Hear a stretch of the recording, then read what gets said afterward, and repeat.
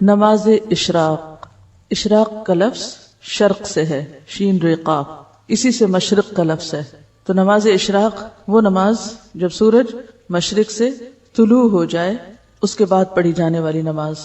ضحیٰ کے معنی ہے دن کا چڑھنا، اشراق کے معنی ہے طلوع آفتاب.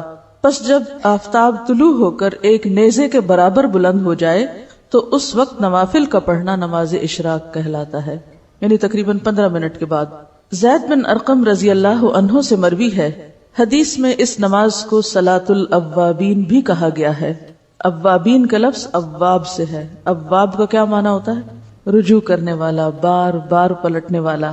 مغرب اور عشاء کے درمیان پڑھی جانے والی نماز کو جس روایت میں صلاۃ الاوابین کہا گیا ہے وہ مرسل ہے، یعنی ضعیف ہے. عام طور پر ہمارے ہاں کیا مشہور ہے؟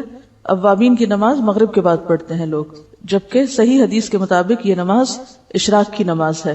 اور یہ جو بار بار پلٹنے کی بات ہے نا، اب یہ ہے کہ جیسے تہجد کی نماز کے لیے اللہ کے حضور حاضر ہوئے، پھر فجر کی نماز کے لیے پھر پلٹے، تو پھر اشراق کی نماز کے لیے تو یہ بار بار پلٹنا جو ہے یہی دراصل اواب ہونا ہے. حضرت ابو ذر رضی اللہ عنہ سے روایت ہے کہ رسول اللہ صلی اللہ علیہ وسلم نے فرمایا، یصبح علی کل سلامہ من احدکم صدقہ فکل تسبیحۃ صدقۃ وکل تحمیدۃ صدقہ وکل تہلیلۃ صدقہ وکل تکبیرۃ صدقہ وامر بالمعروف صدقہ ونہی عن المنکر صدقہ ویجزئ من ذلک رکعتان یرکعہما من الضحیٰ. ہر آدمی پر لازم ہے کہ اپنے جسم کے ہر بند کے بدلے، یعنی ہر جوڑ کے بدلے صدقہ خیرات کرے. بس ہر تسبیح صدقہ ہے، یعنی سبحان اللہ پڑھنا. ہر تحمید یعنی الحمدللہ کہنا صدقہ ہے. ہر تحلیل یعنی لا الہ الا اللہ کہنا صدقہ ہے. ہر تکبیر یعنی اللہ اکبر کہنا صدقہ ہے. امر بالمعروف صدقہ ہے اور نہی عن المنکر بھی صدقہ ہے. اور ان سب چیزوں سے ضحیٰ کی 2 رکعتیں کفایت کرتی ہیں. یعنی اگر یہ باقی کام آپ نہ کر سکے کسی مجبوری سے تو آپ یہ 2 رکعتیں پڑھ لیں تو گویا آپ نے اپنے دن کا صدقہ دے دیا. اور اگر کوئی شخص یہ 2 رکعتیں بھی پڑھے اور اس کے ساتھ ساتھ باقی کام بھی کرے تو لازمی طور پر وہ دوسروں سے آگے ہوگا. عام طور پر جب اس طرح کی حدیثیں ہم پڑھتے ہیں تو ہم سوچتے ہیں چلو ٹھیک ہے، باقی تو چھوڑو، چھٹی یہ کر لیتے ہیں، یعنی شارٹ کٹ ڈھونڈ کے بس صرف ایک چھوٹا کام کرنے کے لیے تیار ہوتے ہیں. جبکہ صحابہ کرام کی عادت کیا تھی؟ وہ کیا کیا کرتے تھے؟ اس حدیث کو یاد کریں جس میں آپ صلی اللہ علیہ وسلم کے پاس لوگ آئے اور کہنے لگے، یا رسول اللہ، مالدار لوگ تو آگے نکل گئے. اور پھر انہوں نے کچھ تسبیحات سیکھی اور وہ ادا کرنے لگے. پھر ان مالدار لوگوں کو بھی پتہ چل گیا. انہوں نے یہ نہیں سوچا مالدار لوگوں نے کہ ٹھیک ہے ہم صدقہ خیرات کرتے ہیں تو اب ہمیں اور تسبیح پڑھنے کی یا کچھ اور کرنے کی کیا ضرورت ہے.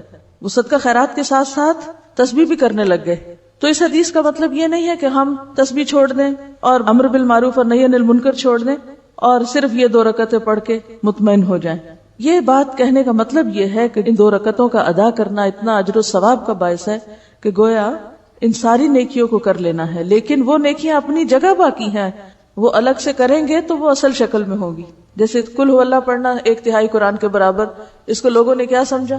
اور کچھ نہ پڑھو، خالی قل هو اللہ ہی پڑھتے رہو، 3 دفعہ پڑھ لو پورے قرآن کا ثواب ہو جائے گا. اسی طرح حرم میں 1 نماز پڑھ لو، 1,00,000 نمازوں کا ثواب. لیکن وہ 1,00,000 نمازوں کا ثواب یہ تھوڑی ہوتا ہے کہ آپ کی 1,00,000 نمازیں بھی ادا ہو گئی. تو ہر کام اپنی جگہ کرنے سے ہوتا ہے. ہاں، یہ سمجھانے کے لیے ہوتا ہے کہ اس کام کا اجر و ثواب کتنا زیادہ ہے. رسول اللہ صلی اللہ علیہ وسلم نے فرمایا، اللہ تعالیٰ فرماتا ہے، اے آدم کے بیٹے، خالص میرے لیے 4 رکعتیں، خالص میرے لیے 4 رکعتیں اول دن میں پڑھ، یعنی اشراق کی. میں تجھ کو اس دن کی شام تک کفایت کروں گا، تیرے سارے کام ہو جائیں گے. اب آپ دیکھیے کہ یہ جو 4 رکعتیں ہیں ان میں جو خصوصیت کے ساتھ اجر کے لیے شرط رکھی گئی وہ کیا؟ خالص میرے لیے.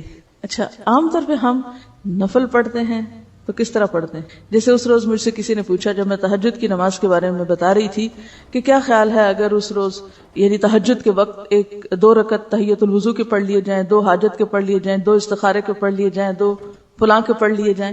تو بات یہ کہ ٹھیک ہے آپ وہ 2 مختلف نیتوں سے پڑھ لیں، لیکن تہجد تو تہجد ہے.